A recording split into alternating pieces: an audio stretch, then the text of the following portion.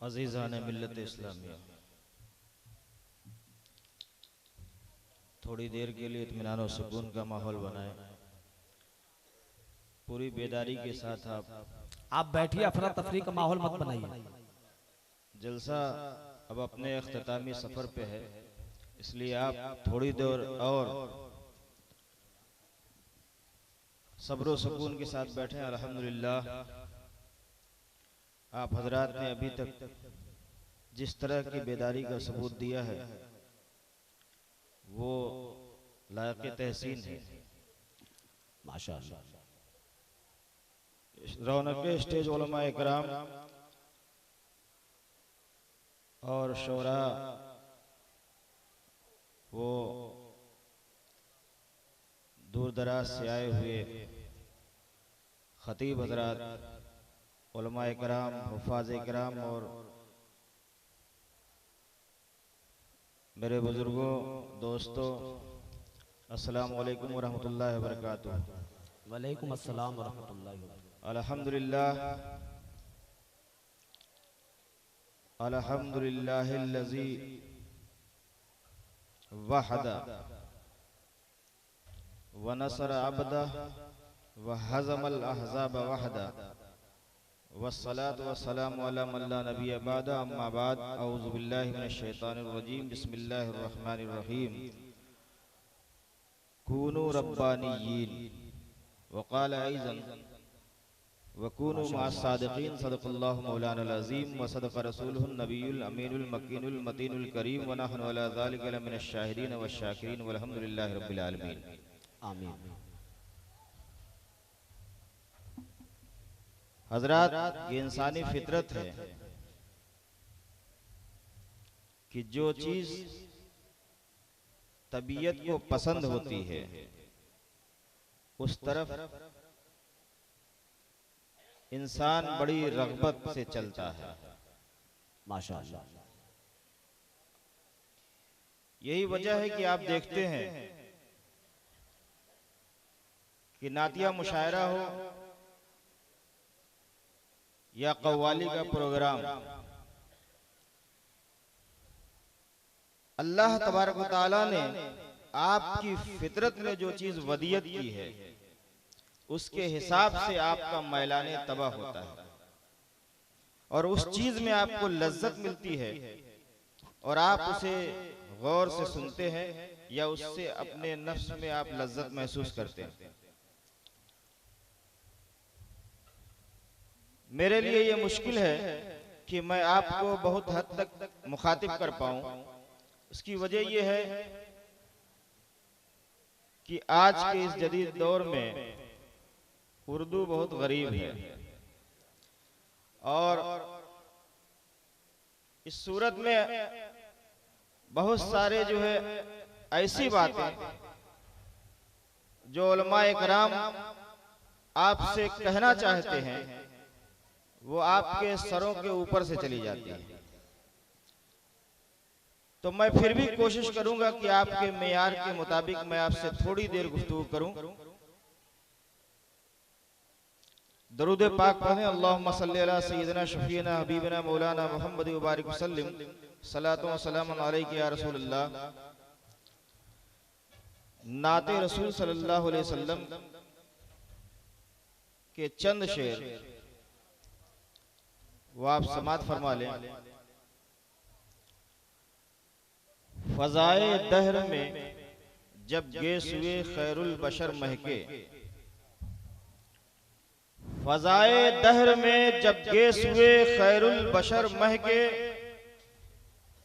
हुई अंबर फशा दुनिया हरम के बामुदर महके, हुई अंबर फशा दुनिया हरम के बामोदर महके, ज़बां पर जब सनाए मुस्तफ़ा सल्ले अला गूंजे, ज़बां पर जब सनाए मुस्तफ़ा सल्ले अला गूंजे, तो दहनो सौत हरफो लफ्ज़ सब ज़ेरो ज़बर महके, तो दहनो सौत हरफो लफ्ज़ सब ज़ेरो ज़बर महके, कफ़े एजाज वो बहरे तसल्ली, कफ़े एजाज ये हथेली को कहते हैं। कफे एजाज वो बहरे तसल्ली रख दे सीने पर, तो मिसले बर्ग गुल मेरा हर एक जख्मे जिगर महके। तो मिसले बर्ग गुल मेरा हर एक जख्मे जिगर महके। गुसाला उनके तलवों का जुलाले आबे हैवां हो। गुसाला उनके तलवों का जुलाले आबे हैवां हो। उतारा जेब तन करके कलंदर उम्र भर महके। करम ए आफताबे हाशमी बदहाल उम्मत पर, खुले बाबे इजाबत और दुआओं में असर महके। मैं आपसे गुफ्तगू करना चाहता था, मगर मैं देख रहा हूं कि ऐसा लग रहा है किसी जंग के बाद जैसे मैदान का नक्शा बदल जाता है, ऐसे ही पूरा लश्कर जो है वो अफरा तफरी का शिकार हो गया है। बहरहाल मुझे स्टेज के हवाले से कुछ बातें कहनी है। अल्लाह तबारक तआला का एहसान है कि आपके मोहल्ले में इतनी अजीमुशान महफिल मुनाकिद हुई और इसमें जनाब साबिर हुसैन साहब जो मुखिया हैं यहाँ के, नौजवान हैं, मैंने उनके हौसले को देखा और जो भी उनके हम कदम होंगे, हम सफर होंगे, हमसर होंगे, वो सारे लोग काबिले मुबारकबाद हैं कि इस छोटी सी बस्ती में अल्लाह के रसूल सल्लल्लाहु अलैहि वसल्लम के जिक्र की इतनी अजीम महफिल मुनाकिद की। इसमें उन्हें कितनी मुश्किलों से गुजरना होगा। मैं आप हजरात से ये गुजारिश करूंगा कि ये जो बुनियाद रखी गई है इस जलसे की, आप हजरात ने जिस कदर हौसला अफजा ये काम किया है, आइंदा साल ही नहीं बल्कि साल दर साल ये प्रोग्राम आप हजरात करते रहे।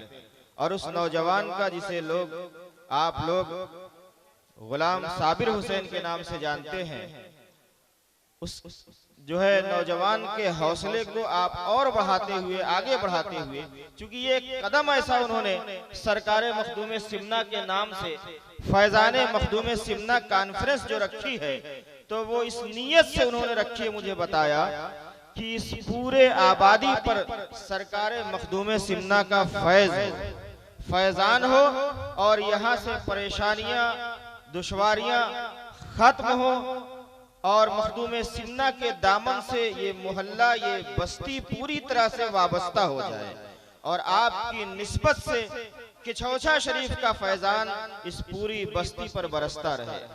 इसलिए ये प्रोग्राम इन्होंने इस इरादे से मुनाकिद किया था। मैं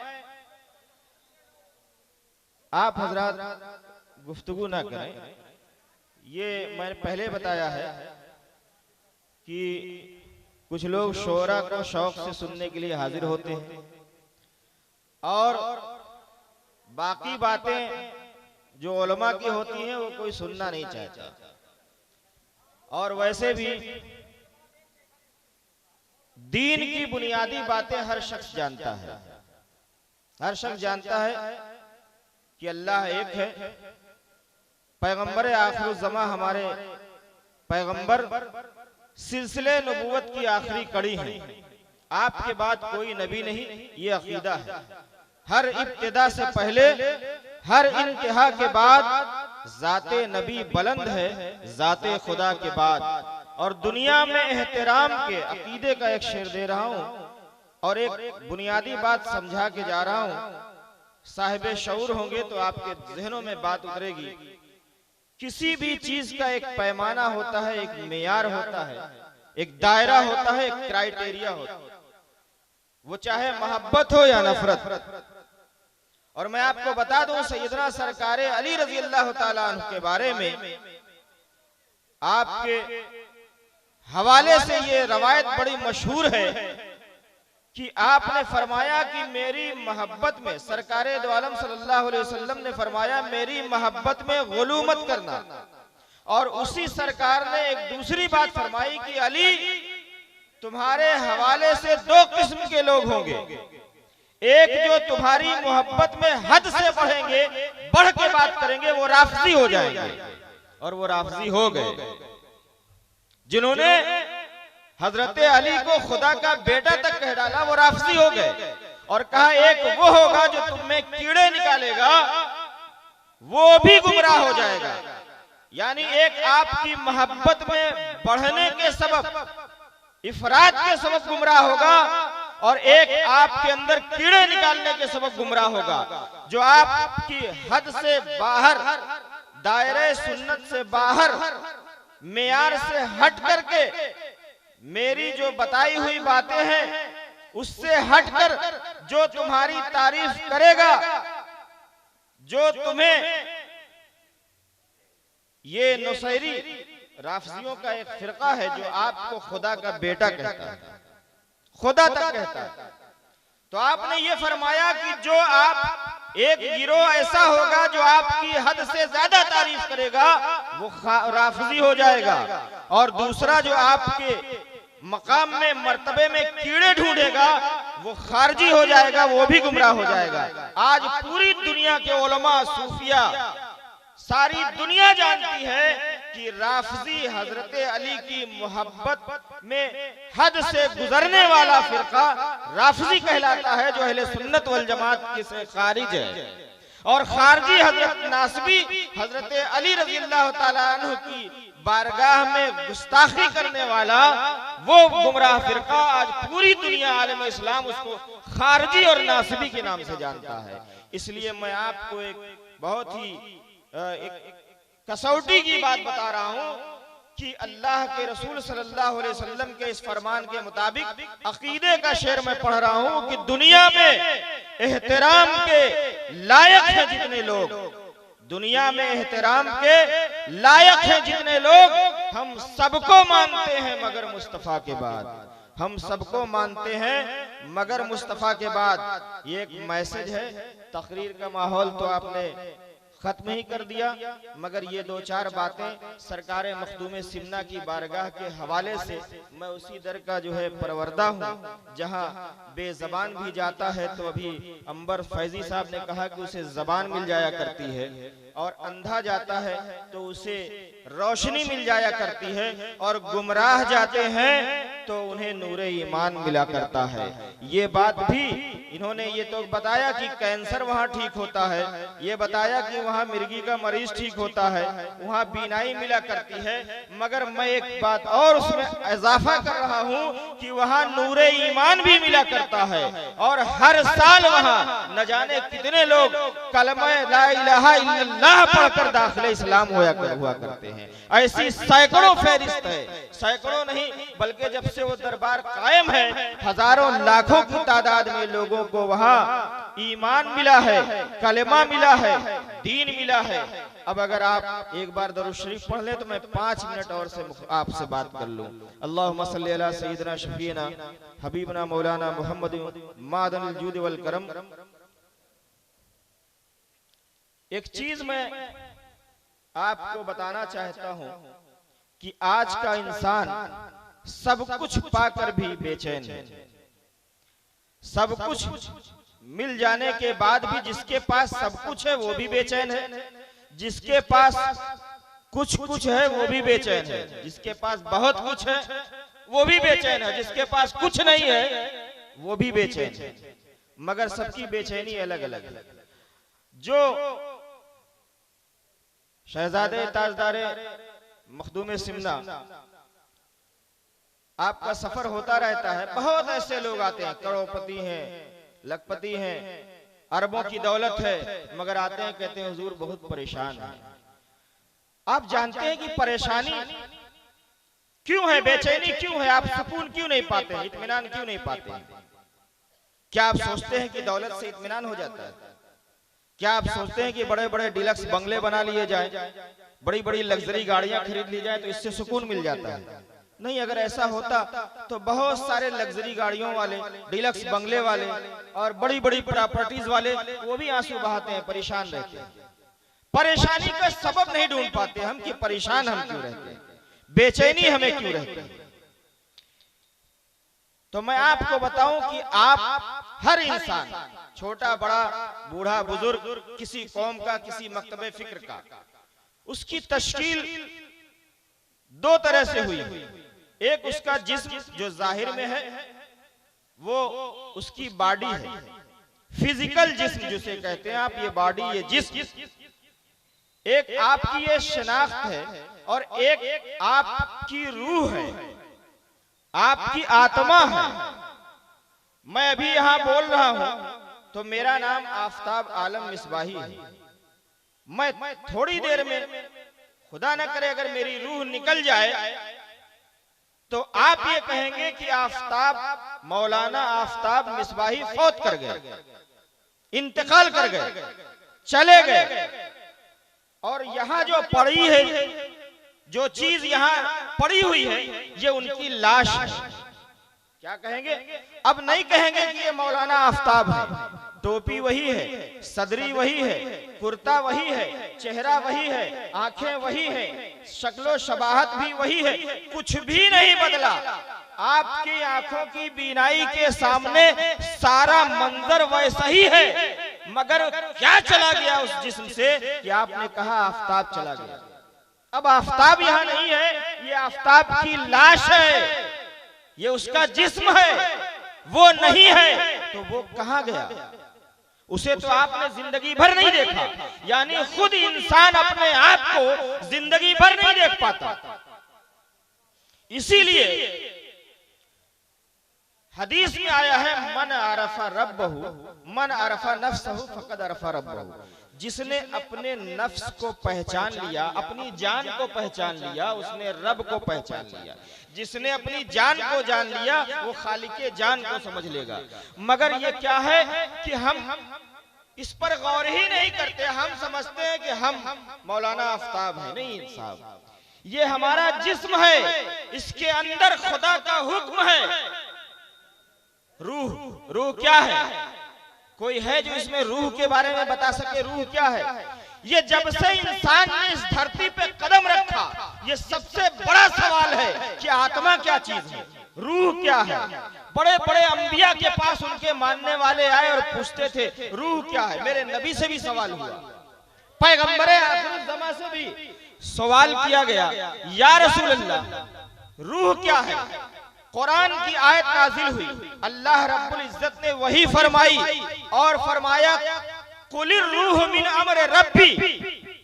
ऐ मोहम्मद अरबी सल्लल्लाहु अलैहि वसल्लम, ऐ हबीब, आप इनको जवाब दे कि रूह मेरे रब का हुक्म है। यानी मैं बोल रहा हूं तो मेरे अंदर रब का हुक्म है, वो रूह है, और वो निकल जाए तो मौलाना नहीं है यहाँ, अब ये उसकी लाश है। तो आप जब इस जिस्म को देखते हैं, आप मादी आंखों से, आपका बेटा है गोद में, आप देखते हैं बड़ा भोला भाला है, खूबसूरत सा है। अगर बीमार होने लगता है तो आप सबसे पहले उसका इलाज कराते हैं। उसके जिस्म में बुखार, आप देखते हैं बुखार है, इसका इलाज होना चाहिए। दुबला हो रहा है, इसका इलाज होना चाहिए। पीलिया हो गया, इसका इलाज होना चाहिए। कमजोर हो गया है, लीवर खराब है, जिस्म का ये फिजिकल बॉडी का कोई भी पुर्जा खराब है, तो आप कहते हैं ये मेरा लाडला, मेरी जान है, इसका इलाज होना चाहिए। आप उसके इलाज के लिए घर बेच देते हैं, दर बेच देते हैं, खेत खलिहान बेच देते हैं, उधार कर्ज लेते हैं, कहां कहां से जतन करके उसका इलाज कराते हैं ना, इसलिए कि उसका जिस्म बीमार है। मगर जब वो और परवान चढ़ता है और जब वो गलत आदतें इख्तियार करता है, आपने उसके जिस्म की नशो नुमा के लिए, उसके जिस्म को खूबसूरत बनाने के लिए, उसको संवारने के लिए, हसीन सूरत बनाने के लिए आप अच्छा खाना खिलाते हैं, अच्छी ग़िज़ा देते हैं, अच्छी दवा देते हैं, देख रेख करते हैं, खूब उसकी ख्वाहिशों को पूरा करते हैं। मगर एक वक्त ऐसा आता है कि वो बीमार होने लगता है, कमजोर होने लगता है, आपकी सारी जो उसकी खिदमत थी वो दम तोड़ने लगती हैं और फिर आप उसको बचाने के लिए सैकड़ों जतन करते हैं, बचा नहीं पाते हैं और एक बार उसकी रूह यहाँ से निकल जाती है तो आपके गोद में जो बचा रहता है वो सिर्फ एक बदन होता है, वो आपका बेटा नहीं होता। उस बदन को लेकर आप जाके कब्र में दफन कर देती हैं। सोचा आपने कि जिंदगी का ये सफर शुरू हुआ जिस्म को सजाने से, जिस्म को खूब सजाया आपने और उसे कब्र तक पहुंचा दिया। कब्र में वो जिस्म गल सड़ के मिट्टी हो गया, मिट्टी ने उसको खा लिया। कितनी खूबसूरत आंखें थी जो आप वहां मिट्टी की नजर हो गई, कितना खूबसूरत चेहरा था जिसे कीड़े खा गए। अगर खोल करके वो आप कब्र देख ले, उस चेहरे को, जिस लाल को आप चूमा करते थे, जिसे प्यार से आप बोसा दिया करते थे, तो आप अपनी नाक बंद कर लेंगे, आंख से वो भयानक मंजर देख नहीं पाएंगे। आप सोचते हैं कि एक जिस्म को आप इतना प्यार करते हैं, लेकिन वो जिस्म है वो आपका बेटा नहीं है, वो आप नहीं है, वो आपका बेटा तो उसके अंदर जो रूह है जो निकल गई वो है। उस रूह के बारे में आपने कभी सोचा? रूह को जिंदगी भर आप तौ पाते हैं, जिंदगी भर भूखा रखते हैं, रूह को जिंदगी भर तरसाते हैं, रूह को बीमार हो जाने पर उसका कोई इलाज आप नहीं करते, क्योंकि आप समझते ही नहीं हैं कि हम रूह और जिस्म दोनों का कॉम्बिनेशन है। हमारा वजूद रूह और जिस्म का कंबाइंड कंपाउंड है, संयोग है। ये दो यूनिटी है इसमें, एक यूनिट बदन है, दूसरा यूनिट रूह है। आप जिंदगी भर जिस्म के पीछे पड़े रहते हैं, रूह को पीछे छोड़ देते हैं। यही वजह है कि बच्चा आपका बड़ा तंदुरुस्त होता है, अंग्रेजी खूब बोलता है, पढ़ा लिखा होता है, ज़हीन होता है, समझदार होता है, लेकिन नाफरमान होता है। खुदा का भी नाफरमान होता है, रसूल का भी नाफरमान होता है और माँ बाप का भी नाफरमान होता है। जब नाफरमानी करता है तो आपके अंदर बेचैनी पैदा होती है, आप भाग कर जो है औलिया इकराम की दरगाह पे जाते हो और अपना अरीजा पेश करते हो, कभी जो है किसी मौलाना के पास जाते हो, तावीज लेते हो। मेरा बच्चा बहक गया है, मेरा बच्चा भटक गया है, भटकेगा क्यों नहीं, बहकेगा क्यों नहीं, गुमराह क्यों नहीं होगा। पूरी जिंदगी तुमने, माओ तुम भी सुन लो, शौहरों तुम भी सुन लो, बीवियों तुम भी सुन लो, तुम लोग जिंदगी भर, हम लोग अपने बच्चों का और अपना जिस्म संभालते रहते हैं, रूह पर हमारी तवज्जो ही नहीं होती, जबकि असली हमारा जो असल वजूद है वो हमारी रूह है। अब रूह को सुकून कैसे मिलेगा जब रूह की तरफ तुम्हारी तवज्जो ही नहीं है। अब ये रूह प्यासी कहां से आती है, ये उदासी कहां से आती है? आप जानते हैं ये रूह क्या है? आप इस जिस्म को संवारते हैं ना, ये जिस्म अल्लाह ताला ने किस चीज से बनाया है? मिट्टी से। किस चीज से बने हैं ये जिस्म? मिट्टी से। इसीलिए जब मिट्टी में इस जिस्म को आप सुपुर्दे खाक करते हैं तो कहते हैं मिनहा खलकनाकुम, इसी मिट्टी से पैदा किया गया, वफीहा नुईदुकुम, और उसी जमीन में हम वापस लौट रहे हैं, व मिनहा नुखरिजुकुम तारतन उखरा, और इसी जमीन से, इसी मिट्टी से दूसरी मर्तबा फिर निकलेंगे। ये एक मुसलमान का अकीदा है, मर के खत्म नहीं होना, फिर निकलना है उसी से। तो जब आपसे मैं पूछता हूं कि आप और हम पूरी जिंदगी जिस चीज को इग्नोर करते हैं वही हमारा असली वजूद है, और ये सिर्फ ये बॉडी साइन है, ये संकेत है, ये अलामत है।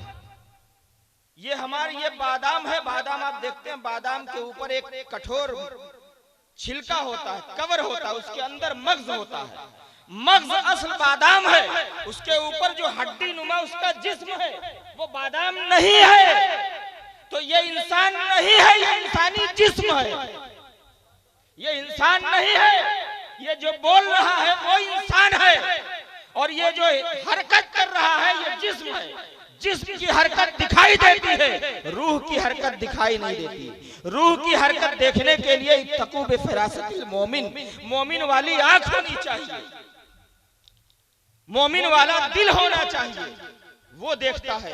तो आप बताइए, कभी आप, इस्लाम फीलिंग का नाम है, आपने कभी फील किया, महसूस किया, विचार किया आपने कि आपका ये जो जिस्म है, जिसकी आप खिदमत पे खिदमत किए जा रहे हैं, तेल लगाए जा रहे हैं, पाउडर लगाए जा रहे हैं, तरह तरह के कॉस्मेटिक इस्तेमाल कर रहे हैं, खूबसूरत तरीन दिखने के लिए हजारों रुपया जो है उस पर बर्बाद कर रहे हैं, आप अपने आप को खुद बर्बाद कर रहे हैं। रूह को खूबसूरत बनाओ, रूह हमेशा रहने वाली है। जिस्म को जितना भी संवार लो, खुदा इसे बर्बाद करने वाला है। जिसने इसे पैदा किया है उसी ने फैसला किया वो इसे बर्बाद कर देगा। हाँ, ये जिस्म भी अगर रूह को संवार लोगे तो इस जिस्म को भी बाकी रखा जाएगा। ये जिस्म भी मिट्टी नहीं खा सकेगी, मगर तब जब इलाज तुम सही चीज का करोगे, ख्याल रखोगे रूह का, रूह को कुव्वत पहुंचाओगे, रूह को मुकम्मल ग़िज़ा दोगे, रूह बीमार हो तो उसका इलाज करोगे, रूह ताकतवर रहेगी, तो मरने के बाद ये जो जिस्म है मिट्टी वाला, उसे मिट्टी भी नहीं खा सकेगी। ये कब्र में भी, ये मनो मिट्टी के नीचे भी तरोताजा रहेगा। हर्रमल्लाहु अलल अर्द अन ताकुल अजसादल अंबिया। अंबिया के जिस्म को मिट्टी नहीं खाती है, क्योंकि उनकी रूह बड़ी बुलंद होती है। तो रूह जब बुलंद होगी, ताकतवर होगी, तो ये जिस्म बचेगा मिट्टी के नीचे, वरना कीड़ों की खुराक बन जाएगा, चाहे जितना सजा लो इस बदन को। और दूसरी चीज मैं बता रहा हूं, अब आप पूछेंगे कि रूह, ये जिस्म है, इस जिस्म को मिट्टी से पैदा किया, तो अल्लाह ताला ने इसकी सारी ग़िज़ा इसी मिट्टी में रख दी। गेहूं इस बदन की ग़िज़ा है, इसी मिट्टी में, चावल इसी मिट्टी में, दाल इसी मिट्टी से। जितनी चीजें इंसान इस जिस्म को मजबूत करने के लिए, तवाना करने के लिए कमाता है, खाने के लिए यूज करता है, वो सब इसी मिट्टी में रखी है। यानी जिस चीज का बदन था, अल्लाह ताला ने उसकी ग़िज़ा भी उसी के अंदर रखी। सोना आपको बहुत पसंद है, कहां से निकलता है? मिट्टी से। चांदी मिट्टी से निकलता है, लोहा मिट्टी से, मैग्नीज मिट्टी से। हर वो चीज जो ये जिस्म इस्तेमाल करता है, मिट्टी का जिस्म, उसे अल्लाह ताला ने मिट्टी में रख दिया, और एक दिन फिर इस मिट्टी को मिट्टी में मिला देगा। और रूह की ग़िज़ा कहाँ रखा? तो रूह जमीन, ये जो आपका जिस्म है, ये सिफली है। एक लफ्ज़ मैंने बोल दिया, बहुत लोग जो है गलती में पड़ जाएंगे, मैं इसको एक्सप्लेन कर दूं। सिफली का मतलब वो जादू वाला सिफली नहीं। सिफली हर वो चीज को कहते हैं जो जमीनी हो, नीचे की हो। सिफल माने होता है नीचे, तो जमीन की चीज को कहते हैं। तो जमीन की चीज ये जिस्म है, और रूह जो है वो आसमानी है। तो जो जमीन से बनी हुई चीज थी, उसकी ग़िज़ा अल्लाह ताला ने जमीन में डाल दी, और जो आसमान की चीज थी, रूह वाली, रूह आसमानी है, तो उसकी ग़िज़ा तुम्हें जमीन में नहीं मिलेगी, उसकी ग़िज़ा तुमको आसमान ही में तलाशना होगा। तो जमीन वाली की ग़िज़ा जमीन में, और रूह आसमान की चीज है, इसलिए अलवी है ये। तो इसकी ग़िज़ा अल्लाह ताला ने आसमान में रखी है। और अल्लाह रब्बुल इज्जत ने कुरान जो उतारा, कुरान ये अल्लाह तबारक ताला का कलाम है जो अलवी है। तो रूह को मजबूत करने के लिए खालिके रूह ने जो कलाम भेजा है, रूह की ग़िज़ा उस कुरान में रखी है। अब उस कुरान में रूह की ग़िज़ा नमाज है, तिलावत है, सदका है, ज़कात है, रमजान है, हराम चीजों से बचना है, हलाल चीजों को कसब करना है, किसी का कुछ भी नहीं कसब करना है। ये सारी बातें जो कुरान में मैसेज है, उस कुरान को पढ़ना, उस पर अमल करना, ये रूह की ग़िज़ा है। जब उस पर, कुरान पर अमल करोगे, तो कुरान अल्लाह की जानिब से उतरा है, और वही रूह की ग़िज़ा है। जब उसे आप पढ़कर उस पर अमल करोगे, तो रूह मजबूत होगी, और जब रूह मजबूत होगी, अल्लाह रब्बुल इज्जत का कुर्ब हासिल करेगी। तो चाहे पैसा पास में हो या ना हो, परेशानियां कितनी भी हो, आपका दिल मुतमईन रहेगा, सुकून मिल जाएगा, बेचैनी खत्म होगी। अला बिज़िक्रिल्लाह तत्मइन्नुल कुलूब। अल्लाह कुरान में फरमाता है, खबरदार, सुकून और दिलों को इत्मीनान अल्लाह की याद से मिला करता है।